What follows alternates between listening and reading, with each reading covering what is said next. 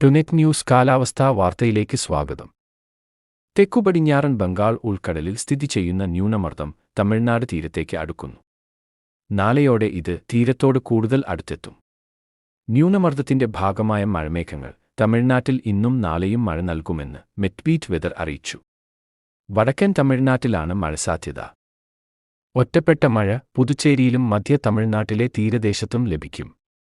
ന്യൂനമർദ്ദം വടക്കൻ തമിഴ്നാട്ടിലും തെക്കൻ ആന്ധ്രാപ്രദേശിലുമാണ് കനത്ത മഴ നൽകാൻ സാധ്യതയുള്ളത്.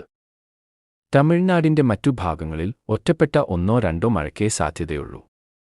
കേരളത്തിലും ഈ സിസ്റ്റം കാര്യമായ മഴ നൽകാനുള്ള സാധ്യത കുറഞ്ഞിട്ടുണ്ട്.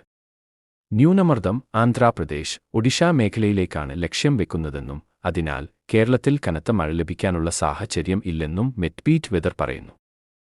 ഇന്നു മുതൽ ഈ മാസം അവസാനം വരെ സംസ്ഥാനത്ത് വരണ്ട കാലാവസ്ഥയോ ഒറ്റപ്പെട്ട മഴയോ ഉണ്ടാകും. ക്രിസ്മസിനു സംസ്ഥാനത്തെവിടെയും ശക്തമായ മഴ പ്രതീക്ഷിക്കുന്നില്ലെന്നും ഒറ്റപ്പെട്ട ചാറ്റൽ മഴ രാത്രി പെയ്തേക്കാമെന്നും മെറ്റ്ബീറ്റ് വെതർ പറയുന്നു. സംസ്ഥാനത്ത് പൊതുവെ വരണ്ട കാലാവസ്ഥയാണ് പകൽ അനുഭവപ്പെടുക. പകൽ ചൂട് കൂടുകയും ചെയ്യും. എന്നാൽ രാത്രി തണുപ്പുണ്ടാകും.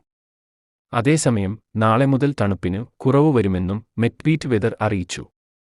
കാലാവസ്ഥാ വാർത്തകൾ കൃത്യമായി ലഭിക്കാൻ ചാനൽ സബ്സ്ക്രൈബ് ചെയ്യുക. നന്ദി.